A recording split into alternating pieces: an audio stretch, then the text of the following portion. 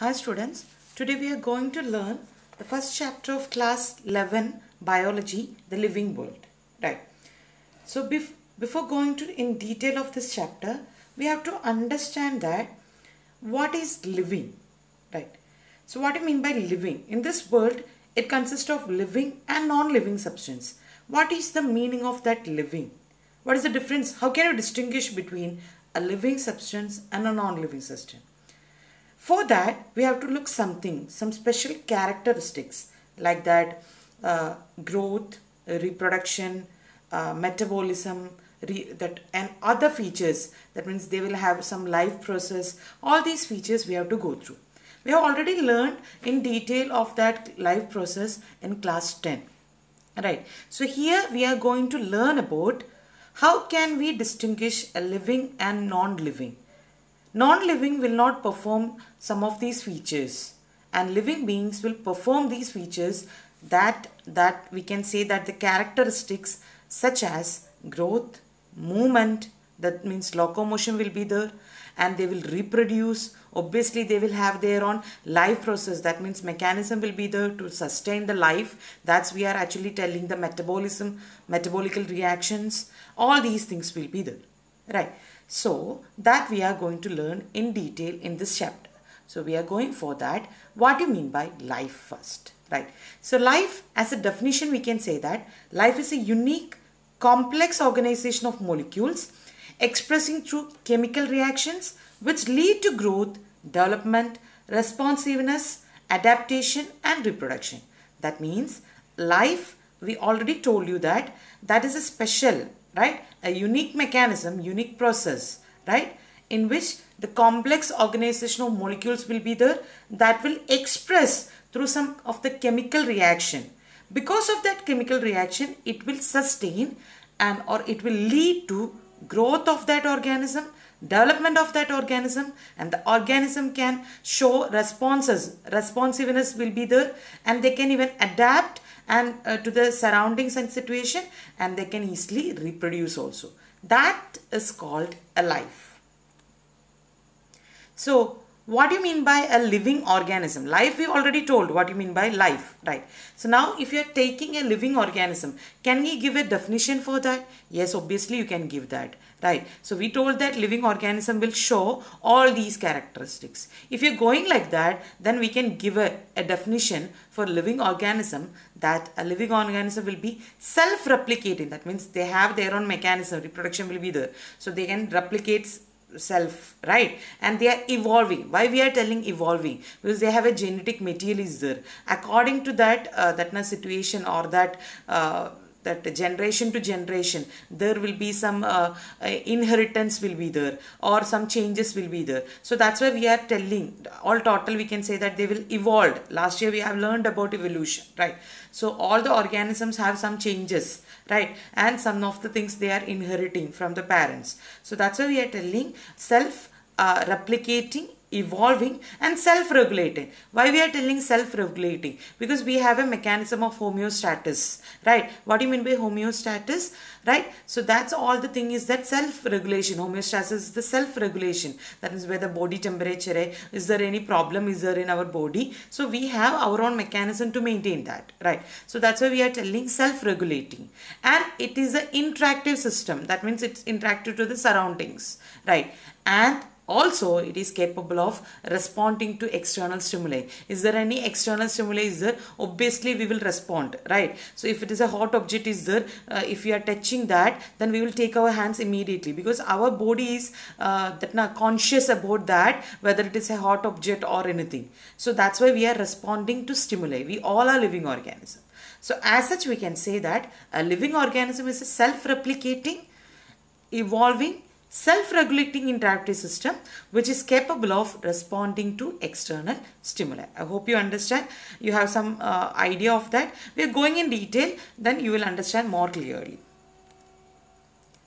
So here, so if we are telling a living organism is there, then that living organisms have to show some of the properties of that. What are the main properties, right? Obviously, a living organism will show growth, that's compulsory thing, and they will reproduce and they will have metabolism. That means there will be a group of chemical reaction which will be performed by the reaction, and these organisms will have a cellular organization. That means they all are made up of cell, and that's the basic unit. That's must. All the whether unicellular, multicellular organism, they will all show the cellular organization, and obviously they have a consciousness. They will be aware of that situation, right, and they will respond to that. We will go one by one each of these properties. These are the characteristic features or the features, the properties of a living organism, right. There are so more, so many more you will get, but these are the main characteristics that we have to discuss. One by one we are going, right. The first property that we are telling, that's actually the growth, right. What do you mean by growth, right? So here we are actually expressing what you mean by growth. Here you can see that growth can be, say, it is increase in number, right, and the mass of cells by cell division, right. So for example, if you are taking a single cellular organism like this, right, so this single cellular organism, if it is dividing, then we can say that it is growing and also it is reproducing. But if it is a multicellular organism, it's not similar, right. Whether they are growing, there will be division, will be the cell division. Cell division means they will divide. Here in this picture you can see that one cell, single cell, it's dividing to two, right, and they in the same time they are growing, right. After that their reproduction is taking, means division is continuing, right. So here also you can see that there are so many cells, right. So at last they will divided into two. Again these cells will again divide, in the cell organelles will divide, they will start dividing again and again. So this is the mechanism we are telling. They will actually, cell division is taking place, in the same time they will grow also. So a single cellular organism or the unicellular organism, growth and reproduction is actually unanimous. We cannot actually differentiate them. They are both similar. That means if they are dividing, obviously they are reproducing also. Single unicellular organism. Here they are unicellular organism that is dividing, obviously they were reproducing also. But in the case of multicellular organism, the division is entirely different. The growth is entirely different from reproduction. Growth means there will be only increase in number of cells, but the reproduction, that's entirely different.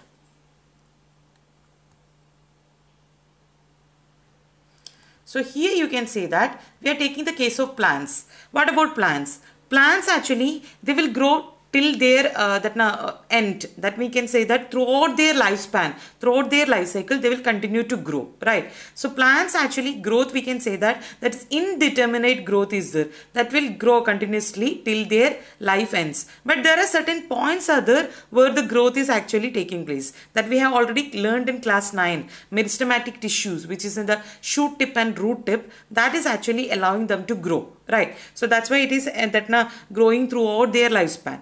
But what about animals? In animals will grow only up to certain age. That means we can say that in animals the growth is actually determined, right. After that only some cell division will be there or repair mechanism will be there. That's only for that to replace the lost cell or anything. But growth as such, we can say that that's only up to a certain age. After that it will stops, right. So I hope you understand what you mean by growth properly. Right, growth means cell mass or cell number, the increase in cell number or cell mass. Cell mass means that what will you say, a small cell will become large, right, somewhat bigger cell. So that's we are telling the cell mass increase, right. Otherwise we can say that the number of the cell will increase. Both are considered as growth, right. But in the case of unicellular organism like that, the growth we are telling that whether they are dividing, that time itself they are growing, reproducing, right. So reproduction, the division is also similar to the growth. But in animal cell, what we are telling, the division, the growth is entirely different and the reproduction is entirely different. There only the number and mass increasing. Reproduction, that's another phenomenon, that's not unanimous, right. But the problem is that basically we are telling the growth is actually increase in mass and size, but non-living object, right, can also grow. What do you mean by that? Here if you are taking any surface, that means we are telling it, sorry students, if any growth in the sense, for example, a heap, we are telling a hill, right? So that will grow continuously. That means accumulation of material is happening, right? So that's also considered as a growth. In few years before there were a small hill, now it become a large hill. That means there will be accumulation of soil or any rocks or any other substance. Obviously they grown, so that's also considered as a growth, right? So that's why we cannot say that growth is a defining property or defining feature of a living organism. So those non-living things also grow, right? And in another way we can say that in sometimes in our body also certain actually accumulation of material will be there, right? Or any other tumor like that now growth will be there. So that's also a growth. Doesn't mean that all the living organism will show the same. It can be shown by the non-living organisms also. So that's the difference we have to understand here. So because of this feature, we cannot say that growth is actually only an exclusive feature of a living organism. Non-living can also show growth.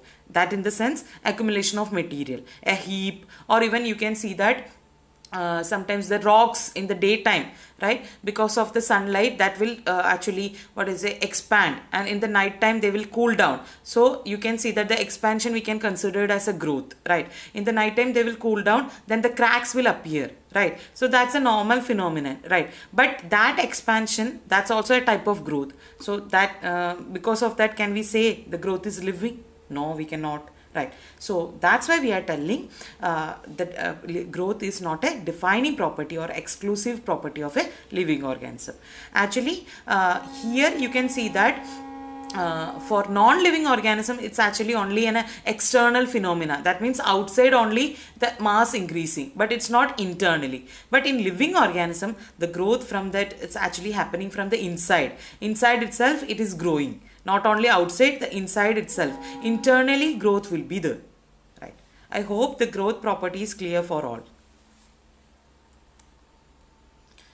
So now we are going to the next property, the second property or the second characteristic of a living organism. That's actually the reproduction, right? So what do you mean by that? Here again we are telling reproduction is the phenomenon of the production of young ones or the progeny or the offsprings, right? So we can say that which is having the similar property of their parents, right? Which must be the similar type of their parents. That means monkey will not give birth to human beings. It will give birth to monkey itself, right? So that's why we are telling the production of young ones which is actually similar to their parents. That's called reproduction, right? So here we can actually tell that there will be different mechanism of reproduction, whether they can go for sexual reproduction and also asexual reproduction. Whatever it is, there is no problem, right? So reproduction in the case of unicellular organism, I already told you, in the case of unicellular organism, reproduction and growth are about same. We can actually interchangeably we can use that. Why? Because a single cellular organism, if it is dividing, right, then the same time their growth is also occurring, right? So we have to understand some asexual mode of reproduction in some organisms also. So we will discuss that, right? So what is that? This cell. This cell is actually the yeast cell, right? So here you can see that this is the yeast cell, which is a unicellular algae, right? So here, sorry, unicellular fungi, right? So yeast actually dividing by asexual mode of reproduction, which is called budding, right? So here the unicellular organism growth and reproduction are same, because once they will reproduce, their cell division will also occur and their growth also occurring, right? So in the case of yeast, we told that it is actually undergoing budding, right? So there are different organisms. We can say that they will go for asexual mode of reproduction, right? Budding will be similar in that seen in yeast and hydra, and fragmentation will be there. In the fragmentation, we can say that like filamentous algae, Spirogyra. This we already learned in class 10, right? So they will go for fragmentation, right? And regeneration capacity is there. What do you mean by that? Right, the lost that part of that body will be regenerated, right? So the regeneration capacity is mostly highly shown by that highest amount of regeneration capacity is for planaria. That's also a mode of asexual reproduction, right? So these are that asexual reproduction methods we can say. Can we say reproduction is an exclusive property of a living organism? We cannot. Why? because there are so many organisms are there, right? For example, sterile couples will be there after marriage if they are not having kids for long years, right? So can we consider them as non-living? We cannot, right? And there are some sterile organisms are there. You can see in the picture like mule, right? So what is this? It's actually an infertile organism which is a combination of horse and ass, right? So this is actually combination of horse and ass. This is mule, which is actually infertile, right? They are sterile, they cannot reproduce, but still they are living. And there are some worker honeybees are there, which is also, we will learn in detail of these parthenogenesis and all later, right? But it's, you have to just understand that there are sterile worker honeybee, right? Which is also that cannot reproduce, but still they are living. So there are many organisms which will not reproduce, which do not reproduce, such as mules, worker bee, infertile human couples. These all are living, but still they are not reproducing, right? So that's why reproduction is also, we cannot consider it as a defining property of a living organism. Those who are not reproducing can also consider it as living. What do you mean by defining property? Defining property means it must be exclusively for that organism, right? So that's why we are telling defining property, right? Here, the third property we are discussing here, that is actually the metabolism, right? What do you mean by metabolism? Metabolism is that actually the sum total of all the reactions which is taking, all the reactions at biochemical reaction. That means which is life process, all the respiration, that internal respiration, external respiration, the cellular respiration we are telling, energy production, digestion, whatever the reactions are there, all the reaction, the sum total of that overall reactions taking place in our body or in a living system, that's called metabolism, right? It is actually an exclusive property of a living organism. Why we are telling it's an exclusive property? Because these actions can only be seen inside a living organism, which cannot be produced by a non-living. Non-living में कोई सा भी what will you say that metabolic reaction will not be there. There will be no metabolic reaction in a non-living organism, right? So that can be only shown by living organisms, right? So that means they will continuously produce that energy that will be utilized. So all these things will be shown by a living organism only. Actually, the metabolism we can divide into two. That's actually the catabolism and anabolism, right? So catabolism and anabolism, what do you mean by that? Catabolism is a destructive process and anabolism is a constructive process. All together we will name it as metabolism. That means in our body there are so many reactions which is actually in that reaction from smaller molecules there will be complex molecules making. Right, so that's actually a constructive process. So we will say name it as an anabolism, right? And there are so many reactions from which that large complex molecules, smaller molecules are producing. That's called catabolism, right? All together we will name it as a metabolism. Some of this metabolic reaction we can actually demonstrate or we can actually recreate in our lab. That means we can say that in vitro. Right, so with not inside a living body, but we can actually separately perform inside a laboratory, right? So that's actually in vitro system we will say. So these are actually isolated metabolic reaction which we cannot consider as a living thing. It's actually simply living reactions that isolated separately, singly we are actually demonstrating inside a laboratory. So that actually a single reaction, isolated reaction, so that we cannot say it as a living thing, right? It's only a living reaction, right? But metabolism is an exclusive or defining property of a living organism because it cannot be shown by non-living organism. Now the next property is that cellular organization. So we all know that all the living organisms, the basic unit of life, that's actually cell. Without that, whether unicellular organism, whether multicellular organism, they will have a basic structure of cell, right? And the same way, we already told you metabolism, whether it is multicellular, whether it is unicellular, metabolism will take place, right? In smaller level or higher level, it will be there. So that's why metabolism is an exclusive property. The same way, cellular organization we are telling, all the organism, right? which will be that. Now what is that? The basic unit will be a cell, right? So organisms are actually made up of one or more cell. That means unicellular organism, there will be one cell, or if it is multicellular organism, then you can see that level of organization also. That means there will be cell, and the all cell similar cells will combine together to form a tissue together to form an organ, all organs will form organ system, and at last the organism will be there, right? So that's why it is also a defining feature of a living organism, which cannot be shown by non-living things. The last property we are going to discuss here, that's actually the consciousness, right? So what do you mean by consciousness?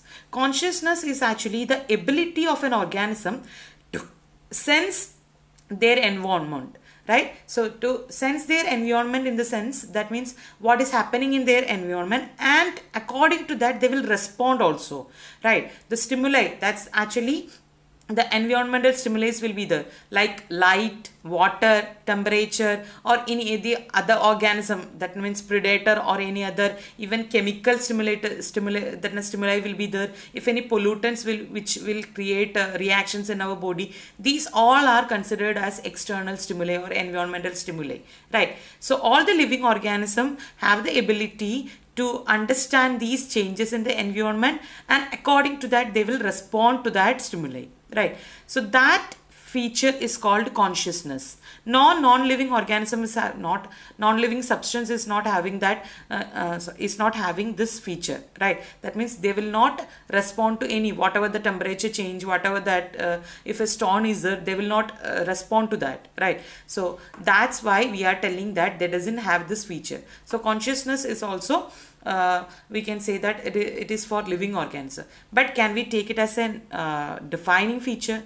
That we cannot say, because there are people, you can see that, who have actually happen to be bedridden, right? In the sense, you can say that their brain death occur, but they are simply in the coma stage, right? That means whatever situations happens surrounding, they will not respond to that, but still they are living. So that also one reason is there. So that's why consciousness we cannot include in that defining feature, but metabolism and cellular organization we can. So we have discussed all the properties of a living organism, right? So here one more thing you have to write, all the organism. Here we have discussed about animals. In this case of plants also, you can see that all the organism, whether plants, whether living organism, whether plants or animals, they will be aware of their surrounding, and they will obviously actually respond to the stimuli also, right? So we can say that it is defining feature. I already told you the brain dead person, right? What is that? It is conscious. It's actually self-consciousness. That's actually somewhat different from consciousness property. Self-consciousness means we are actually respond. That means whatever surrounding will be, situation will be there, they are respond to that, but they will not respond to that their own internal situations. That's actually called self-consciousness, right? So that's why consciousness we can consider it as a defining property, but not entirely. In some books you can see that these brain death that person's situation and all. So that's actually in the case of self-consciousness.